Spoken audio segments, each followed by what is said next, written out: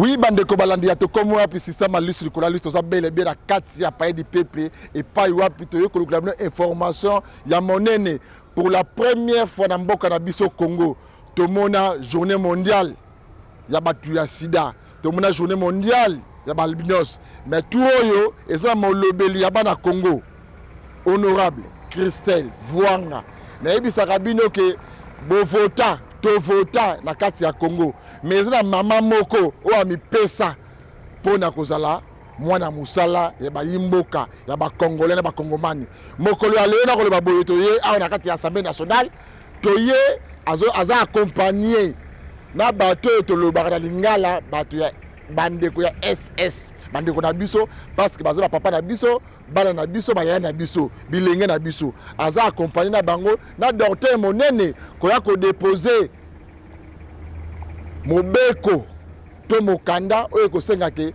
ba reconnaître bandeko na biso o babelaka SS mokolo malelo honorable Christelle Vuanga aye ko honorer ba congolais oyo ba tsa bango à part ba lebete ba congolais soki moto aboti mona SS a commune doki soki moto azu mona aboti liboso na mwasi mona SS ya mibale abengani mwasi soki kaka moto lisra SBT na famille et comme ba problème mais honorable Christelle Vuanga lebite nga attaque congolais attaque maman il faudra kanisa natika makoto moko pona mboka na ngai ba reconnaître bandeko yo ba pesa bango ba pouvoir o ba pesa bandeko nyonso yango mokolo ya lelo honorable Christelle Vuanga aye kotika moboku oyo kosala ke ba meka kosala ke ba reconnaître pe bandeko na biso oyo ya SS awa na Assemblée nationale to bana na point de presse oyo salamaki après to ko sukisa mobeko oyo honorable Christelle Vuanga ko déposer na Assemblée nationale ba ko débattre yango ti ba ko luka ndeni ba ko kota ko intégrer makambo ya bana SS na kati ya mboka na biso Congo ndenge to fêtera journée mondiale ya sida to fêtera journée mondiale ya bana SS après wana bokozwa descente boyebi honorable Christelle Vuanga azara présente ya commission genre et famille et enfants ya Assemblée nationale akendere kuna na prison santé ya Makala ko solola kolia ko sola moke na bandeko na biso ya basi ba prisonnier ya basi na pavillon 18 kuna pour Makala bola na nanu cérémonie o salama ki awa na kati ya Assemblée nationale boko to kuna na pour Makala. Bonjour à tout le monde et merci d'avoir répondu positivement à notre invitation. Aujourd'hui, c'est un jour spécial. C'est un jour spécial parce que nous allons rendre hommage ou nous allons nous occuper d'une catégorie de la population qu'est les drépanocytaires ou les personnes atteintes de la drépanocytose.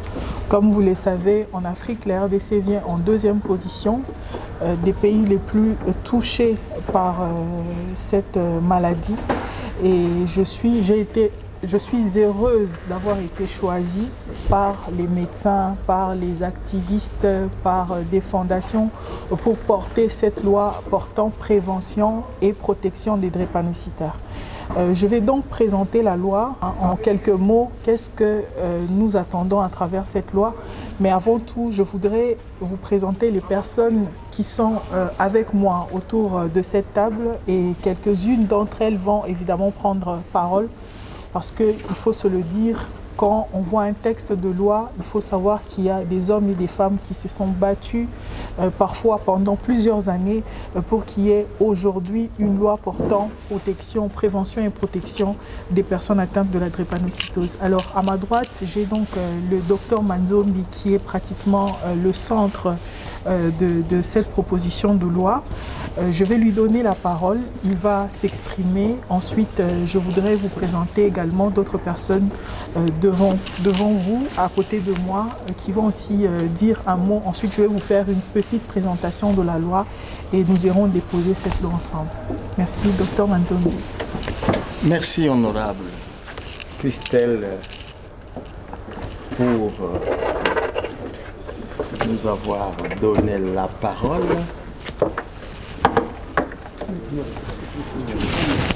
Aujourd'hui, texte de loi depuis près de 20 ans.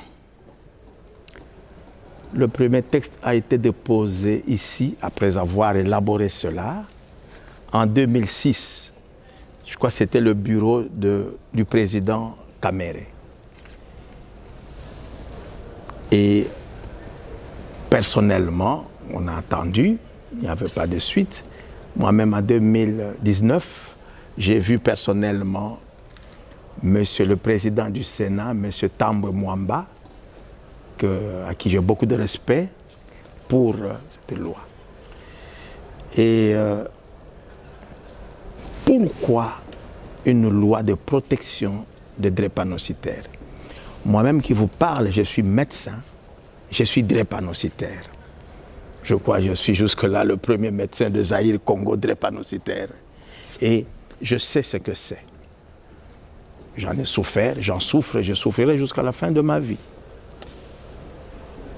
Comment voulez-vous qu'on puisse mettre au monde de drépanocytaires, tout un peuple comme nous sommes, sans que ça puisse ébranler les consciences de personne?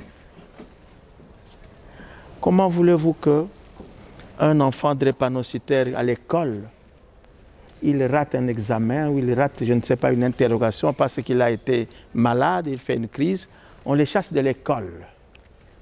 Mais quel sera son avenir? Comment voulez-vous qu'un jeune drépanocytaire qui a bien étudié, qui trouve du travail, il vient d'une famille malheureuse, il trouve du travail, le drépanocytaire, au bout de 3 mois, 6 mois, 1 an, fera toujours une crise. Il tombera, il se sentira mal. Il va à l'hôpital, il fait une semaine, il se rétablit, il rentre chez le patron de travail, même avec une attestation médicale, le patron le chasse. Ça existe. Il est sans protection. Mes chers frères et sœurs, pourrons-nous, tout un peuple, continuer comme ça? Comment voulez-vous qu'on soutienne certaines maladies? Il y a les ARV, vous connaissez ça, non? Les antirétroviraux. Il y a les antituberculeux. On les distribue aux malades. Les drépanocytaires, ce sont des malades qui prennent un médicament tous les jours. Moi aussi, je les prends. Il y a un médicament qu'on appelle hydroxycarbamide, hydroxyurée, que le drépanocytaire prend chaque jour pour essayer de réduire les effets néfastes de cette maladie. Mais ça vous coûte à la pharmacie 20 capsules, $10. Un drépanocytaire adulte peut prendre 3 à 4, 5 boîtes par mois. Faites des calculs. Mais pourquoi ce médicament ne peut pas devenir gratuit? Je suis dans la drépanocytose depuis plus de 40 ans. Je me suis fatigué, 42 ans je crois. Des amis angolais sont venus ici en 2018 à une conférence sur la drépanocytose. Des amis congolais d'en face, on en a parlé. Et aujourd'hui en Angola, l'hydréa est gratuit. Comment est-ce que des amis, des voisins viennent prendre l'expérience des Congolais ici? Ils vont appliquer chez eux et nous-mêmes qui leur donnons l'expérience, nous n'appliquons rien. Voilà que je remercie beaucoup de tout cœur, que Dieu la bénisse, Madame Honorable Christelle Vwanga, qui a voulu porter cette loi, que tous les parents, que tous les drépanocytaires portent Madame Christelle dans leur cœur, que cette loi passe au niveau du Parlement. Et si possible, que les parents des drépanocytaires, dont je fais appel ici, un appel solennel, vous puissiez encore faire voter Madame Christelle Vwanga pour qu'elle continue à nous aider dans cette maladie, dans cette pathologie génétique. C'est une maladie génétique. C'est que c'est le papa et la maman qui donnent cette maladie à l'enfant. Mais nous devons réduire cette maladie. J'ai travaillé 42 ans. Je ne sais pas, je ne vois pas d'autre voie. On a essayé des médicaments, on a essayé beaucoup de techniques. Mais je crois que c'est une procédure judiciaire, une loi qui peut s'imposer sur tout le monde, qui pourra peut-être réduire les naissances des drépanocytaires et qui pourra peut-être prendre en charge, la société prend en charge les drépanocytaires qui sont déjà vivants. Je crois pour moi qu'il n'y en a pas deux, il n'y a pas deux voies. Merci beaucoup, madame. Nous sommes derrière vous. Nous vous encourageons. C'est un travail de cœur. Parce que dans la drépanocytose, on ne gagne rien. Continuez à voir cet élan de solidarité, cet élan d'aide que beaucoup n'ont pas. Et portez cette loi, défendez cette loi. Je crois que le vote de cette loi, si nous sommes encore debout, nous pourrons être là, que ce soit dans une commission pour expliquer. Le vote de cette loi ne pourra pas créer de problème. Il n'y aura ni opposition, ni majorité, ni union. Ça concerne tout le monde. C'est un problème de notre peuple. Merci beaucoup de tout cœur, madame. Que Dieu vous bénisse. Merci, docteur. Et peut-être que vous ne le savez pas, peut-être docteur Pepito ou docteur Manzombi a effleuré que s'il y a une maladie qui est considérée comme priorité mondiale mais qui ne reçoit presque pas de fonds, c'est la drépanocytose. Donc on travaille souvent par bonne foi, par engagement, et parmi les organisations qui travaillent et qui accompagnent, il y a notamment la fondation de la première dame, Madame Denise Tshisekedi, qui est représentée également par Madame Nadège Koubia en ce jour. Alors nous allons distribuer peut-être à chacun l'économie de la loi.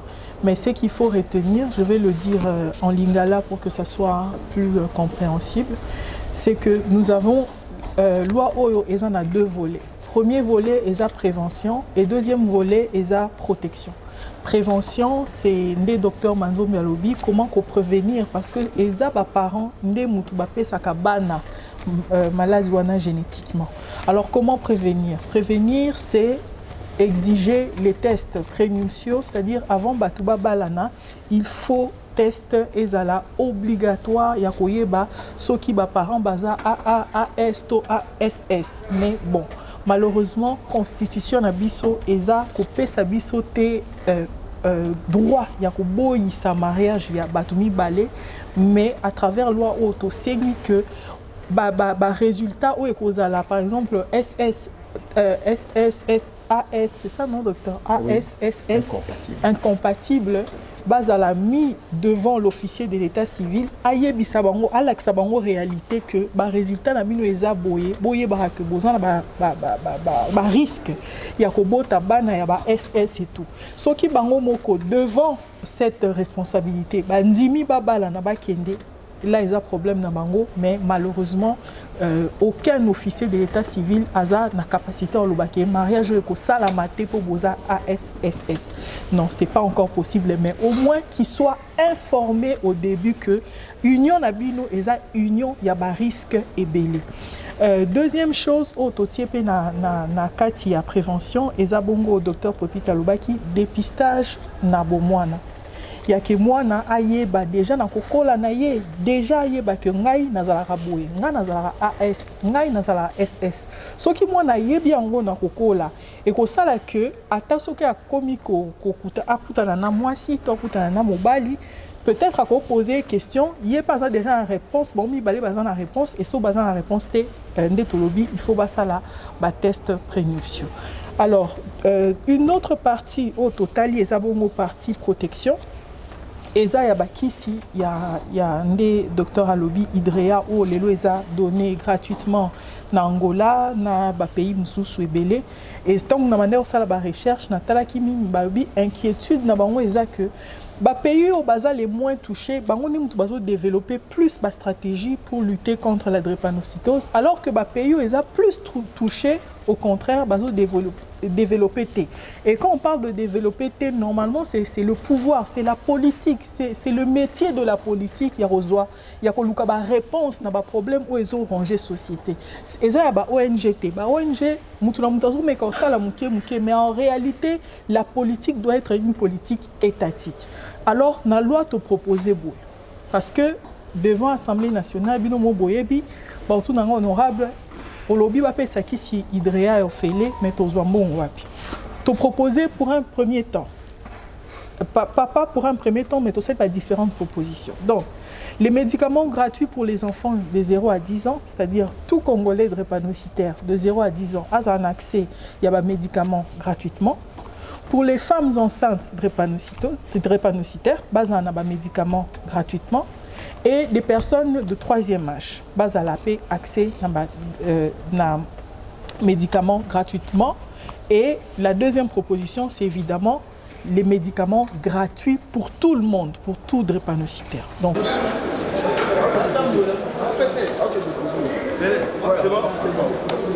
fait la photo des familles ici. Hein.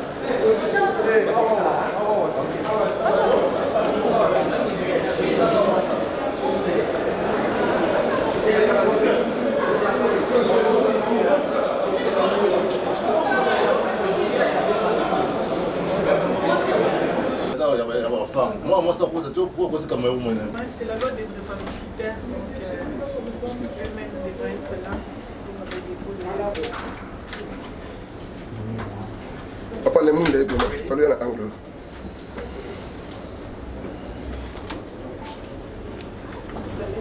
Vous venez de déposer une proposition de loi au bureau de l'Assemblée nationale. On peut savoir quelle est la nature de la proposition de loi et la quintessence même de cette proposition de loi. Merci beaucoup et mes grands merci vraiment à tous les journalistes ici devant nous. Nous avons déposé une proposition de loi portant prévention et protection des personnes atteintes de la drépanocytose, donc les drépanocytaires.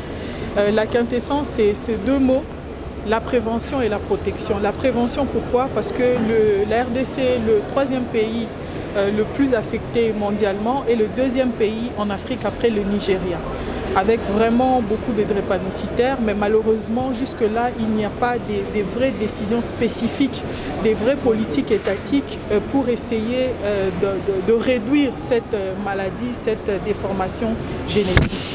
Et sur le plan de la protection, évidemment, nous avons fait le droit comparé avec, par exemple, les lois sur le VIH, où les personnes qui souffrent, qui sont atteintes du VIH sont protégés. Ils ont une loi spécifique.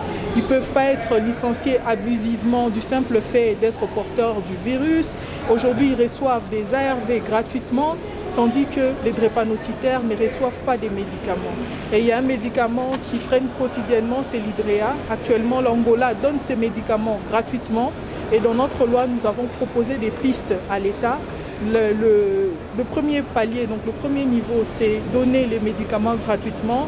Et deuxième niveau, c'est une concentration, c'est-à-dire des enfants de 0 à 10 ans gratuitement, des femmes enceintes et des personnes de 3e âge. Évidemment, nous avons aussi regardé le côté des charlatans, beaucoup de gens qui passent à la télé pour dire qu'ils guérissent totalement la drépanocytose, alors que c'est une maladie génétique, donc incurable. Et les familles sont abandonnées, ils donnent beaucoup d'argent à ces gens-là. Nous avons aussi pensé à certaines dispositions pénales, des amendes à payer, par exemple pour les femmes qui sont répudiées de leur foyer parce qu'elles mettent au monde des enfants drépanocytaires. Donc on n'a rien oublié, que ce soit la stigmatisation ou la discrimination des personnes drépanocytaires. Donc voici en quelques lignes l'économie de notre proposition de loi et nous estimons que les collègues vont nous aider à enrichir davantage, et évidemment les médecins qui sont avec moi et d'autres organisations qui se battent pour la cause. Merci. Merci bandeko balandia to koma bibondeza la kati. Bolandia bandeko nangai. Nazo sabino ke na yoki honorable Christelle Vwanga a lobby, na yoki ba victime ba koloba. Nazo tala ngai bana. Ba congolais tout le côté samité ya malamu. Bandeko nanga pe boza a na kati ya Assemblée nationale. Président so kodi ya Pwanga. Projet de loi ya malamu yango yo oyo ko marqué ba congolais banda Congo ezala. Docteur oa soignera ba l'hôpital mabanga boyoki nga lobby. Depuis 2006 a déposé Mobeko. Ezalaka toujours prendre bazokonga en quantité. Mais on n'a pas Christelle Vwanga meki ko mema yango to meka muke bandeko na biso yo ya SS ba misu abenga ba bandoki mabale kufa ba bengana ba na misala poete bango mona malformation na bango famille zo kokate na ba pays mususu ba pesa ba kiso fele boni biso na Congo wate na libo ya ba pays mususu l'état congolais n'a pas charge na bango mais biso na Congo bon la hôpital moko oyo bazwaka bana SS en charge na kata Congo moment yango ba député national mboka Congo bola ki biso de quoi vous êtes capable moninga na bino moko honorable Christelle Vwanga ye wana memeli bino mobeko wana bo accompagner to ba nini ko na kata mboka Congo tozongi kuna sikoyo mokolo ya dimanche azali kuna na prison centrale Makala na ba député national mususu ya même commission o ya dirigeaka kotala ndenge nini ba vivaka kuna na prison Makala ba prisonnier ya basi baliaka ndenge nini balalaka ndenge nini kuna balekisaka ba journée bolanda bokebi nyonso na prison centrale Makala Amos Lubaki bazui mwasi bapesi ba droit na ye et mingi ba mboka oyo etombola mwasi et pesa esika na ba droit des femmes ba mboka wana évolua yango biso pe to lobby il faut to banda promotion ya ba droit ya basi ba yeba et permettre biso pe un jour to la qui s'appelle bana na biso ya basi c'est quoi les droits des femmes et aujourd'hui toza awa principalement na o to bengara 16 jours d'activisme 16 jours d'activisme pendant 16 jours basi ya monde entier ya mokili mobimba basanganaka pona kolobela partout ba droit des femmes pona kokende partout na ba prison na ba hôpitaux na ba école na ba église na télévision na radio po basi ba tombola mongongo na bango po baloba ke toza basi tozo senga ba droit na biso ezala respecté. Alors ngai nazanga mokote na présenter bino baninga nanga o bazabongo na kati ya bureau oyo chaque jour to sala na bango musala oyo et na osepela peut-être bazwa maloba na suka po ba conclure makamnyo soto ya osala lelo ezamba problème oyo yo moko na kozanga koyeba osala eloko mabe eyelio ezana un problème mususu yaka mutu mususu asali eloko yo okweleka aber n'est-ce pas alors mais na vie ya mutu tobota makape tokolaka obandaka na obotami bébé ozokola tiozoya ozokoma mukolo tiozokola wana ezana tozotonga ndako po ndako ekoma étage il faut bana na fondation otonga ba mur otia ba colonne okule ba béton place tovandi awa batiaki na fondation babongisi batie bakule ba béton batie ba carreau po lelo toya kovanda awa eza ndenge moko na mutu soki fondation la musu esalamaki bien te to ntango ozotonga mbula ebeti makasi ekobebisa place bowanda otonga bomona ke ndako ekobukana eza ndenge moko mpe na mutu peut-être na bomwana ntango tokolaka ezalaka na baévénement eyaka eshukaka biso eyaka evandaka na mutu na biso ntango okomi mokolo okomona mutu mosusu akomi azalaka kandakanda mosusu pena azalaka biloko ne na chambre ele mosusu atiaka désordre basituation ebele ezalaka bizeleli na mutu na mutu donc ndenge na telemi boye façon na ngai ya koloba façon na ngai ya kotala bino façon na ngai ya kosala makambo nyonso eza façon na koleli. Alors musala ya biso psychologue ezalaka nini mingi na Congo toyebaka musala ya psychologue te moni soko oza un problème neti boza na prison awa soko ofandi air moko admettons osalaki mbeba bakondamne yo ofandi na prison komi ko regretter mpo na nini nasalaki boye soki nayaka na nzela na te soki nasalaka boye te mpo na ndenge naotala camarade na ngai mpo na nini nandimaki eloko nini esalaki ngai ti ozosala wana ezoboma yo na kati na mutu na yo ezoboma yo mpe na nzoto na yo. Alors coach auto oyebisa biso espoir apesi biso espoir mais soki à tout moment ozomipesa tort mpo yo okomi awa ekosalaka espoir na yo ekende esalaki ke bakanga yo to bakondane yo sikoyo mosala na biso ezalaka soki moto aza na problème tokutani na yo en face masolo tozosolola tosalaka mpe mwa baexamen psychologique tobenga me wana tosali diagnostic tomoni maladie psychologique ozali kobela mpe tondosala oyo babengaka thérapie mutu na mutu donc psychologue na mama mpe kosalema en groupe par exemple ozomona mais situation ozovivre na mutu na yo ozosala ke ozokanisa ke na mokili mobimba kaka yo nde ozovivre yango n'est-ce pas groupe wana on se rendre compte que eloko ozo vivre yo moko ozo vivre ango bozo vivre bato ebele il y a bien malamu pe bato babongi donc honorable alobi prochainement toya pona que toki okomi neti ozolenga mutu muso avana alobi mais ah ya avana ka ye moko boye ndenge nini si omona mutu avani na kwana ya zoloba te atiaka loboko na litama eza mpo bamaladi psychologique eyela ye. À partir de la commission parlement na onje wife tokoyede bino po sikoyo. Donc c'est important que de la même manière aux an elika que lobe ko bima mais ce que bimi bo mona mutu mususu abimi libanda azonga lisusu mbeba salaki to nkolazo ko tazole la makasi ah nga ko jire kutu na ko tikala ko sala bango lisusu te mais bo mona lobi na ngo lisusu azonga lisusu. Ceux qui n'ont pas de moutaboué et pèsent en akanda, ceux qui n'ont pas de moni et l'autre boy salami et pèsent en akanda, n'a pas salanini, il faut éviter. Donc prochainement, tu vas aller sous pour la commune à maman moko na moko, tu vas la paix, na diagnostic tu vas salaler sur le bima, tant au bima comment on a comprendre que yomoko, bah maman oye, là c'est tout, tu vas emballer. Pour calamité nautique et la maman Mami a annoncé moi Liloba par rapport à l'organisation de la Bissonde au Salaki. Ma maman en tout cas n'a évité ceux qui vont retenir na o et loba milelo. Ma maman ni à lobby, ma papa est jeune à lobby, ma papa mère à lobby. Bon mon aké na tant moukié, mais ma lobby ma o est important. O est essentiel pour la Bissonde.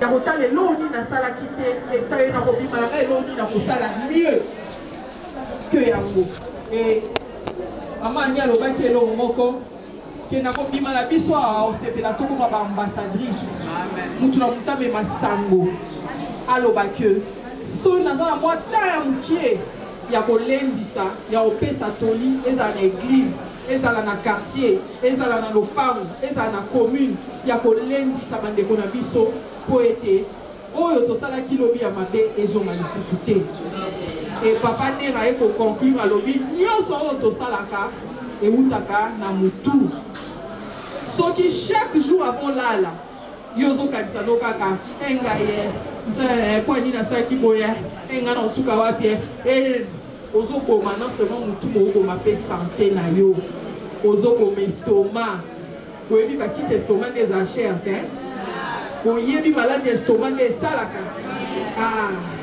yo siko olalaka na butu ngai kutu ndenga naza boye toboyi te toza bato moma ekozala okookanisa mais soki otie kaka principal wana na mutu na yo yo moko omona oyo détruire nzoto na yo oyo détruire makanisi na yo et toyebi te peut-être tant tobima wa et ça déjà trop tard. Maman na otikela maman ani maman mami maloba sans que toyawa bandeko na ngai oyo moni tomemeli bino awa eza mbongo ya mutu te eza nango na mutu asungi miso te eza kaka na makasi ya ba mama na nga omoni ya membre ya commission na papa na nga. Madame, s'il vous plaît.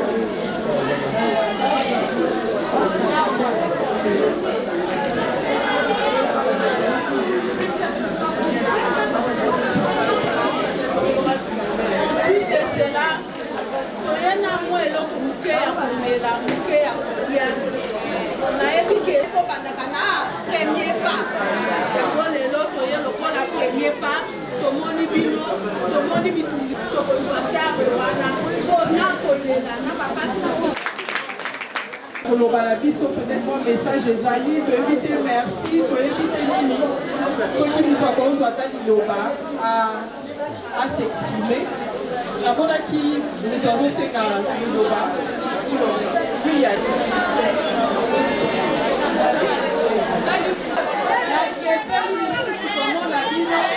merci beaucoup la famille et sous kadara pour être mais que c'est lui on sait que la papa va bimisa punition et la peine la limite na punition pour ça moi na punition ti 4 5 4 pour une autre il la biso va bimisa biso tozo mabanda mabale zo de la biso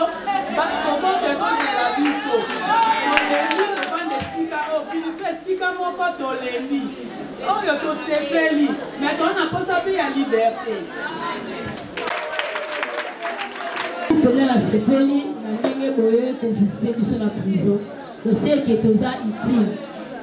Pour ceux qui utilité bonya boya te. Et là on va bosser na loba. On a yeba prison, to ko souffrir pour la maïté. Et si ka basi bazali, jamais mai ko zanga. To ça la 4 jours, une semaine mai za passe ma casse.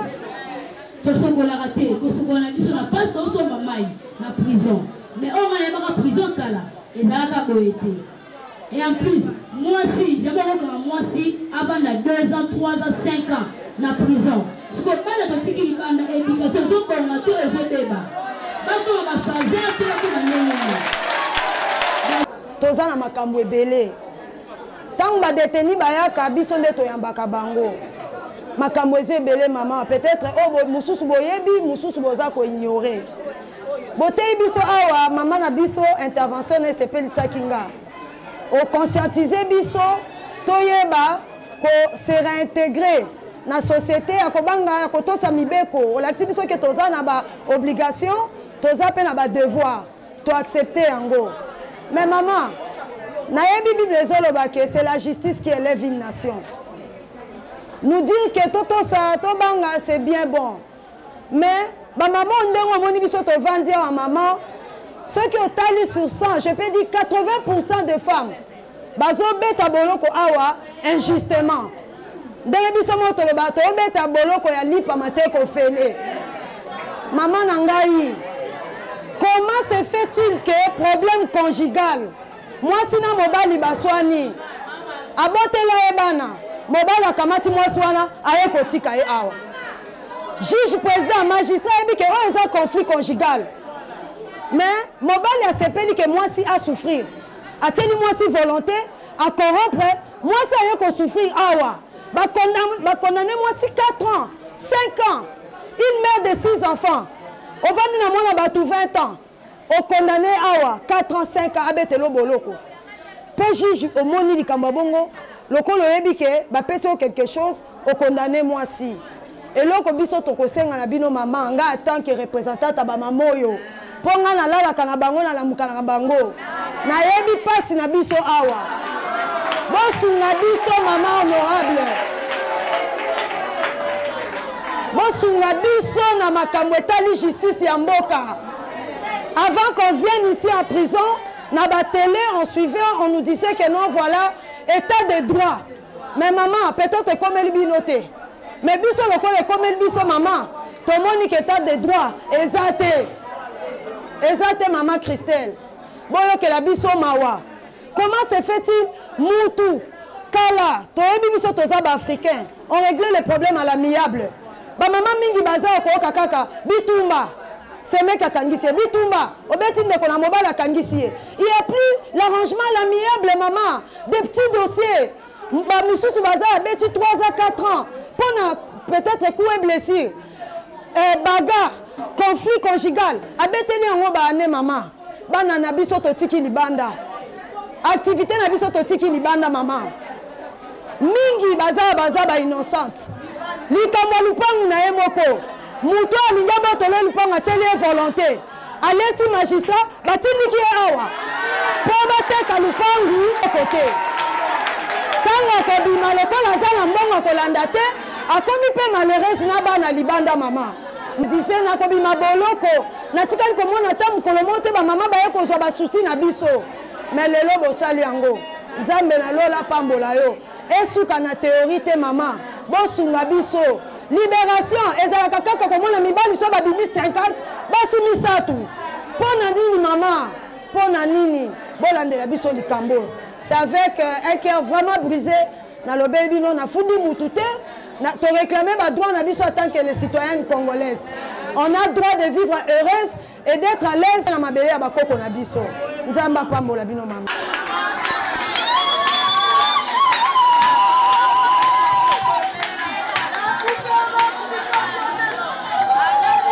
Merci Bandeko Balandi Atoko Mwapi et Loko Yamalamu et Oumelarati. tokomi na suka na ebisi bino na bandela émission mokolo malelo ana paye di pepe toyaki kotika honorable Christelle Vwanga asa la point de presse à Kafu Alex ba congolais makanisi na ye nini ya kotika lelo na assemblée nationale mobeko e taliban de ko na biso benga bana SS nde lelo oyo aye na moboku to mokanda aye kotika na bureau ya assemblée nationale ba débattre ba pesa bango pe mokolo ba reconnaître bango na ba institution ya mboka ba ko ba ministre ndenge tout le monde a ministre moko aza ministre des personnes vivant avec handicap ministre des personnes vivant avec handicap ndenge zalaka ba sala pe ba pesa ba ndeko na biso ya SS mo portion ya pouvoir na mboka oyo ba reconnaître bango bonde zalaka to siki wana te akendeki kule na prison centrale ya Makala ko tala ba ndeko na biso comme présent ya genre et famille enfant présidente nango ya commission de l'Assemblée nationale akale ko rendre compte baliaka ndenge nini ba vivaka ndenge nini ba condition de vie kule na prison centrale za ndenge nini ko moi muke pas zaki nango apesa ki bango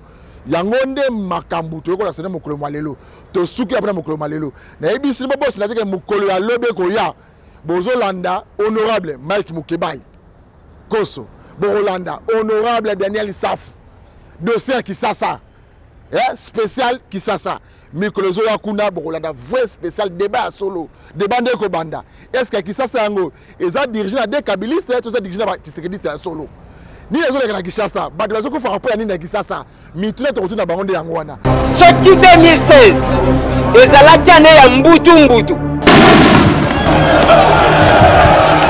nazomona te 2017 eza année ya identification 2018 ezalaki kanga Moïb 2019 année ya réclamation ba politicien ba réclamer ni nous avons gagné je suis le président élu monsieur Fayoulou a eu l'occasion de démontrer qu'il avait raison. Il n'a pas réussi à le faire. Ba député ba réclamer pour nani ngala pasi nanga kimobola zongi sanye loko tata oyibi loko nanga zongi sango kande mati omoni président Luamba nanga tokufa na bango côté population ba mama ba kolela baba ndunda to sala ko bokola bana na biso siko to fifa wapi kilomba tima kokanzi bayambule bilanga to disile batekolo kisekeri aya ye moko wa atadi la biso makambo babotulu biso bilanga baba minganda kunanga wana nozolala na libanda na bana bankoko nanga iwana tala nano age to komi nako kende lisusu wapi Félix Babalobaki peuple congolais a réclamé. Ba travailler bazona la libanda lokola ba makaku, c'est intolérable monsieur, intolérable. Nous sommes où? On est où? C'est dur, c'est grave, intolérable. Président Félix, tolinga changement oye. Suko makambo o taloka boy. Année ya réclamation. Bande ko ba kolela. Ba chinois, ba libanais, bazonyo ko la biso bana Félix. Allez biso pendant 11 ans sous-traitance et coup photoboy sous-traitance. Félix Tshisekedi avec beaucoup d'honneur que demain ces gens-là quittent. Tosali 12 ans d'esclavagisme dans Mboka oyo. Salaire et amalunge zate transport à l'opération 1000 francs. To vote ki papa Chichi wana akalisa mado papa ne alobaki.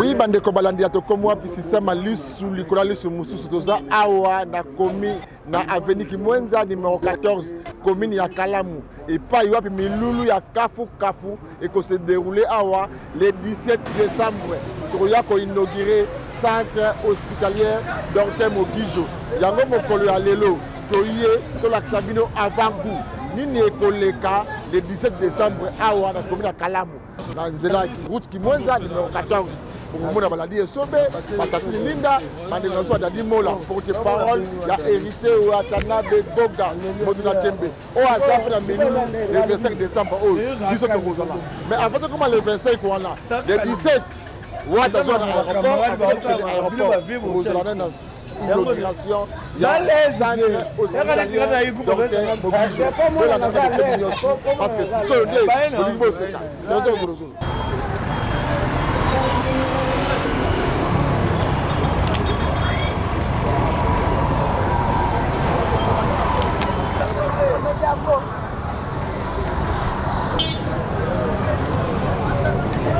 Ok, c'était là. Phénomène la vie soudé. Ouais. C'est pris comme on est là, chacun de vous voir. Ngapi asipiri kumuna yo. Bonne santé. Ah, santé, santé. Oui, na moni oka awa na moni docteur Mogijo, pour na mona terre kanka, tout ça le sud. Ouais. La calamité les autres aussi. Donc on a eu des ans na sabatum ko ambulance ndenge kuzala. Donc batu déjà uza mona ambulance, tande batu batundi. Uza mona batu batundi, ils ont déjà sademi. Ambulance kuzala ya saranate. Moni centre ya bui. Na docteur Mugizo tanga lubina na femme centre ikumi ya yoro soku kumi kanga na kankar. Tare kankar. Circuit mwenza ukumi wana centre zari wana. Na lubina za uyana na tester. Ndenge na kama timuto na bandi kuya batu baza ulendanga femme na mini wana kai wapi. Na za umima bango puba ya uyibaka sademi makambuza ao. Samedi oyo na air nini. Baye bagno ni na air nini pe ni bezala. Ah mais oui, ils ont ouverture. Nous avons fait tir, ils ont fait un tata masanga. So vous savez pas au fongoli. Babe onini, ou tir. On va fongola babe onini. Tir busia. Sur on peut aller ouverture donc tir centre. Donc fongola centre hospitalier Mugizo. Na kanisa ya zao bate bilimo muzao mona ngwao. Centre hospitalier Mogijo. Centre hospitalier Mogijo Yangol. Parce que Mogijo, comment on a Mogijo Azara Congolais to Nigérien. Comment on détermine à Congo wana. Mogijo. Ils arrivent sur au monde le quoi Azari Kinois pena Kinois. Yamu yibi tant tout ça kula. So Azari Papi. Baza Bengo Pablo. Zaman. So Azari Guinée. Baza Bengo Mogijo. Vous avez vu pas le comment on a battu va rater. Comment on a docteur Guinée Mugizo. Mais tu vois combien kanda on combien ya kukolela ya wani tikala. Wale lo so mon koko na bisu. Baka yibsale tuzaluka femme non il sauve. Tam su koko na bisu awuye bate. Mamukiri mubimba bayibi ngana na tirimi buyi femme non il sauve. Ok, bah tu vas air nini awa baya pour vivre sorti sur le lancement officiel il y a centre hospitalier de Mogijo. Bah tu vas air nini. Donc à partir de ça, ils ont tant ça pas mutundanga la mukira. Mais ils ont vendre avant midi. Oh muni la mukaka 5 heures, aya kani presse. Oh muni ko la mukaka 6 heures, aya kani presse. Mais bato ya ba déjà qu'à partir de 10 heures. Tout ça demi au 10 heures, bato tout ba muna biso. Ils arrivent comment mubimba pas besoin la nanga na la télévision. Oh vous avez un internet partout vous y ça demi tout ça ils ont un article msusu ba code même msusu tout ça tu as fungula centre hospitalier Mugizo avec il y a un docteur Guillaume Mugizo oh on sait ça qui mbateke oh ya mi balé dans qui mbateke na awa il bon série azan docteur pas na bana Congo il ba ubuta sa kubuta mais oh tout ça ils arrivent na yoro donc na konimi ya karam Koni ya karamu quartier yo ozari kimwenza uzomona oyo izala simabishi université ya tuzo binga batu tu o bazali nzinga karamu bakoni basaka vubu baba karamu na busu isa pa baba karamu saka vubu ngere ngoto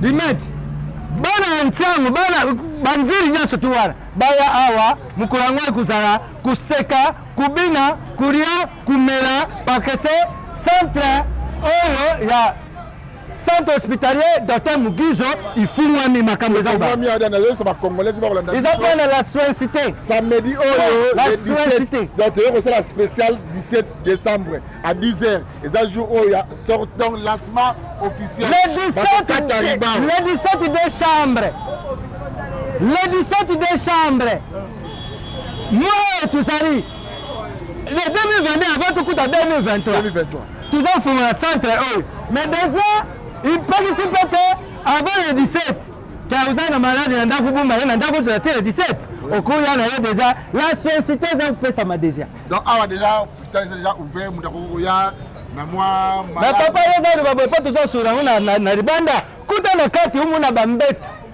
malade na le docteur asimbiete na biki ka pana ulana na mbeto matériel nini za na kati matos izali matos yo matos Uka na putu na hôpital ya putu umoni même matos umoni a na centre de assurance ba congolais ya ba kalamu esuka ale ko ba référence tu ba docteur Mugizo mingi batu ba docteur Mugizo azaka po na kamba riposo oh kalandra ibebi ukei aguswane ya usisa ya batas ausisa ya banduta ausisa me docteur Mugizo azape na tina twin bari momke twin bapisa pe tongati auzi pa la société oh opération bato baza utungisa makambo ya minu oh karini badioni Carrie Dantel oui awa baopesa saucisson oye olingi ta mosusu opération baopere yo makambo buta makambo tu ata mwasi kubota ata mbali kubota eza okipe te. Donc bandeko baya awa bakovivre le 17 décembre on a disé phénomène esobe namoni bato bato ebele kuna tokopesa bango mokongo no ndenge ezali wana bazala kaka bungu bato oyo bazala bungu mais sademi nde baya komona ambulance ekozala awa bakomona makambo ya kitoko le roi de rue fameno misobenga oyo aza kobenga bino nga mopina kozala awa mokolo yango mpo kutraite docteur Mugizo aza mutu ya stratégie avant apesa mutu traitement azwi nanu biso bakodeme ate wana po biso mpe ezali nazali kwa medikamba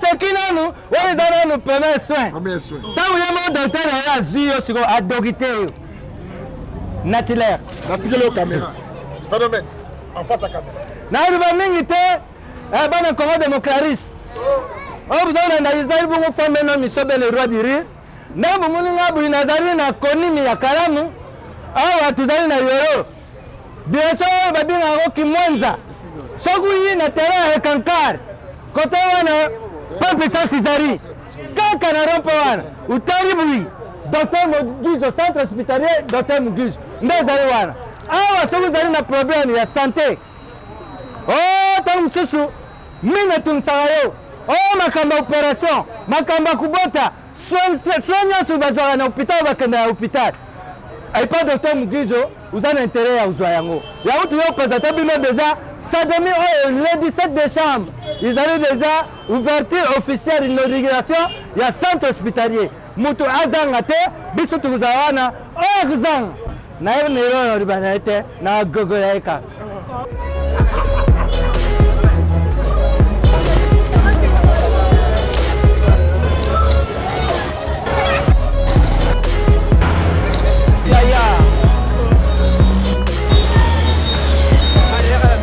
Merci papa. Merci. Merci.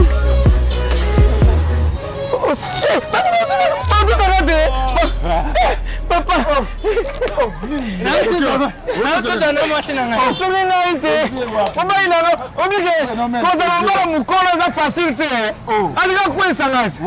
Bébé, c'est mon femme. Nabungi, balba bongote, balba c'est ma femme. Oh, boyé na maternité to yoka kotamba. Ti, tanga beninga.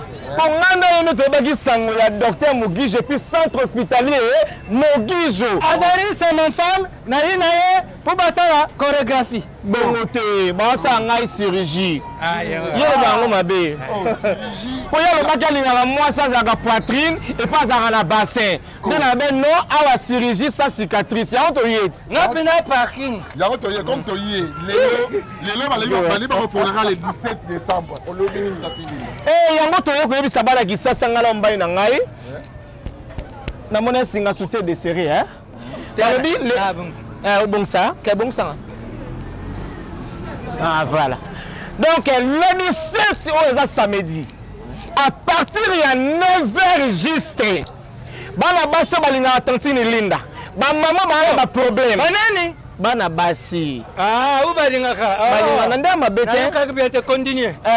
Ba maman na ba papa o ba séparer na couple na biso. Donc ba ya le 17 au décembre à partir de 9h. Tu as la surprise qui mwenza.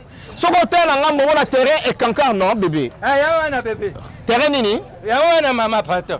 Et Kankar. Utali bui. Kimwenza. Kimwenza. En face de mon station. station ezali wana upesi irungi boye mama oza komona centre hospitalier Mugijo. Donc tobengisi bato boya wana boya komona inauguration eza wana parce que bato tu bana ba problème na malade na banzoto na bango balobi consultation eza offeré. L'examen de la primoko abordable. Constipation, bébé, constipation. Consultation. En tout cas, surprise, il y a Usaranate, il y a Yoso. Donc, on a mis sur ma fan. Donc, Mariboso, on a mis sur la tati Linda, tu sois mis le mitabatu. Mariboso, on a mis sur la tati Linda, tu bâtis le mitabatu. Donc, nous trouvons les cousins. Comme ça, on va mettre des sarrases et la soutien. Donc, samedi, bana yolo, bana ya matete, bana ya lemba, bana ya bandal, bana ya barumbu, bana ya hôpital na makara. Communauté, na bana na biso. Bana ko botite. Tu ya ibele mkuwana sademi. Tous à Awa samedi. Tous à Awa ribuso ya centre hospitalier Mugizo. Tout coûte à Awa. Tout bingi bina penza. Bouya. Sobu. Oh yata amuna biso na pante ndaku na ye. Bisi bande roboye. Bobo sigate samedi wana. Ba député wa bolingaka. Ba honorable Christelle Vuanga. Bande ko Eliezer. Ba uzala wanga. Honorable Guy Kalons. Honorable Guy Kalons. Ba Eliezer. Bino nyoso tu. Bande ko kazo si mafore bino tu. Na bingisi bino bozala bébé excusez faut rappeler batu tout bazabe na problème ya po mukolo la basa nini baya tuzana na nyoso donc pesa traitement ya santé on pesa traitement ya ruposo docteur Mugizo bazo sa nyoso na kubotisa nyoso papa ala nyoso bari tu butu so yo pa dingo butu biso bon te bébé Tati Linda caméra yango wana phénomène de sobe en face na yo.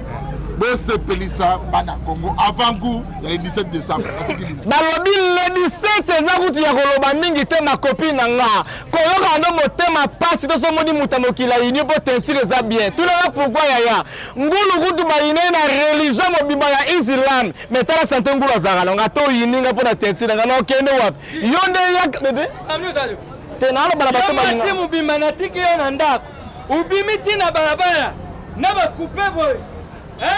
Ukante mipendo tiki bana yoza mpende bébé na mpende te mena TikTok makamezo yenye yango moi sinyo sa valeur pa arba telonga mukuse famille laksana misa ba fabina bina na TikTok yana lati boy sio ubina bina na misa ba ukubina tena iputa kubina bui olinganga na lata nini Linda so na mata biloka mila yo lemso ko ngaba ujana bébé Linda liko yo tiki boy ngapa za so na mpenda so Nani? Je dois moi comme peine. On peine. Maman sonne me poids. On peine. Oh, du boko. Du la deri po. Oh, du makako na mpeine. Maman sonne me sabat. Muko wa samedi ba ya ba muna siko musi. Tonton Didier, mon avocat, ndeko nanga. Ami da face. Ouais, ça va tonton Didier. On va benda c'est là il y a un micro zozo, je fais micro. Raison. Il fait micro. Bonne santé. Santé, ils ont tellement bien ma carte. Bonne santé de santé, ils ont bien ma carte. Tala bisiko déjà nazali. Awa, à part nzambe appelle ça lobiko éternel, mais awa appelle ça solution ya lobiko. Na monio awa. Ndeko nanga dadi mola. Explication réellement. Et là qu'on nini et memio awa na kimwenza numéro 14. La commune à Kala. Mais solution est le bic on est mais minga awa. Et pas ya docteur Mugijo. À part ya ngwelo oni se koyo ko memangai. Nazana ba témoignage belé ya malamu. Pour le docteur Mugijo, pour le centre hospitalier docteur Mugijo, pour le musala ya malamu docteur Mugijo na CPD spatial de l'Arabie Saoudite. Yango né au moningai. Samedi le 17 décembre. Samedi le 17 décembre. Nini ekoleka awa na esika tozali. Merci naena nukobeta sete na bandeko. Ba o ba kozwa occasion kolanda biso na moment oyo. Tozana batu ebele ba raisonna kaka bopito ya minene. Ba raisonna kaka bopito moko boyo ba mona ba poso ba batu pembe. Ba mona kaka boye. Mais lelo bozali na chance. O nanu botika la kozwa te. na kati ya cité moko ya biso ba congolais oyo abima meilleur médecin de la décennie à la personne du docteur Mogijo aye kosalela biso centre hospitalier Mogijo na Yolo. Est-ce que Azra Congolais de père et de mère Congolais de père et de mère Combo zanango combo Congolais de père et de mère bato belé ba yebeli na marambo etali le poche parce que yenda za traiteur de la peau mais babo sanaka que c'est un médecin de formation azana ba centre hospitalier et belé d'ailleurs ba centre naye oyo yango ezo accompagner artiste et musicien Nabiso hérité Watanabe la stade des martyrs. On a moni les 25. Donc les 25 on a stade des martyrs ba tante il y a CPDS la docteur Mogijo ba kozala wana pour la soigner ba tu ba kozala na moi nini et puis sécurité sanitaire ezala assurée. Comment ça peut être comme moi pour télévision et accompagner la hérité Watanabe biso to kozala. Ouais, to comme moi puis déjà on est partenaire Nabiso du jour au jour. Pour les qui sport Nabiso ceux qui doivent na poste na bino toyaka. Mais le 17 on les ali ouverture et un centre Nabiso hospitalier docteur Mogijo ya Yolo. Différence ni ezali entre hôpital ya docteur Mogijo. O ezala combien qui va c'est que na o formé en Yolo. Différence zani. Différence ezali que kuna premièrement service ya ba dentiste ezala raté. Mais awa tu sais donc ma dentiste ba commis déjà en commun. Et puis deuxièmement awa nous allons la consultation générale toutes les consultations awa na Yolo ezali. Deuxièmement nous allons sur la consultation spécialisée unique ben abatu oyo vous avez un problème ya likundu ya ngonde baroya vous avez un problème ya opération. Donc, on ne pas chirurgien. On ne pas chirurgien. Il y a des moutons à consulter. On a un problème, il y a minou. Ok, pas y a dentiste à consulter. Aucun problème d'échographie. On a un problème de robot. Ok, pas un docteur Oyo a approprié dans le domaine. Baza permanent, bas service, bas comique, bas combarakaka. Pour la Congo, le combarakaka, chien méchant. Au Canada, le port en boye, chien en effet. Est-ce que baza comment on a 4 une très belle question, tonton Didier. Moi, je te demanderai kakaboko tanakati, bota nenge makambo ekende. On n'y a pas combien de mambo ya chien méchant. Tant que je kende zo mona ba metu o eza approprié na batu ya ba maladie. Donc muto aso be la fois là dans la lit médicale. Il faut là dans la condition ya bien. Ezate que muto aso be là ala li na condition moko mabe maladie ya kubakisama. Bo envier na bino na ba ville te, bo envier na bino na ba cité moko te que non so dinde ni te.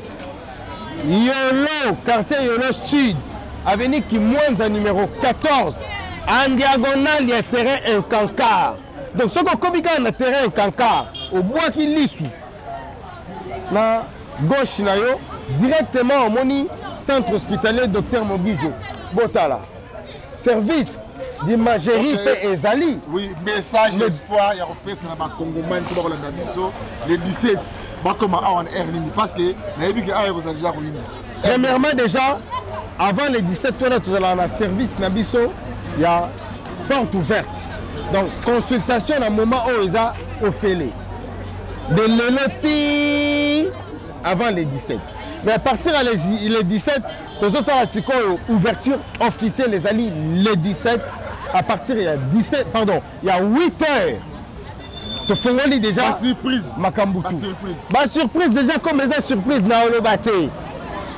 Boya kaka. C'est comme on est là, on est ma place. Bon on a déjà ma place, bon on est là ngonga. 7 heures vous êtes déjà à pas 8 heures biso to démarrer. Donc awa ezali assurance ya santé. Oui, comme hôpital monsieur la raison mu accueilli batara na mbongo. Ah ça bon. Yango na lingana lo ba anticiper nga. Awa ezali assurance ya santé. Awa. Parce que biso soko yé, la première des choses, il y a un service qui est là, ba juyo non, ba meni yo na urgence, ba soigner yo. Likambo ya mbongo to robeta ngo sima parce que serment d'Hippocrate, o ba médecin ba salaka, ezalaka mpona mbongo te ezalaka nanu mpona kowela molimo ya bato. Ok, ndeko ndira Dadi Mola de Tigre de tout mamuke, biso zo continuer ba ribu ke to na. Merci beaucoup. Merci. Bande ko balande zaki bongo ndeko na biso Dadi Mola. Après que le phénomène est sauvé, que le Matansi Linda, Dadi Mola, que le juge Costo, la Masolo et que le Kahawa, le 17 décembre à partir de 8h. Naza Awa bel et bien à Kimwenza, numéro 14, en face de terrain les Qatar. Au Komona, centre hospitalier Dorte Mogijo, Bandekonanga Itoya, Awa Babi Santenanu, Mongo Sima, Ata Kozana Misolote, Awa Bako Soigné. Pour la première fois dans le Congo, hôpital privé, à Kozana Misolote, Bongo Misolote, Ekoya Sima. Rappelez encore de la carte.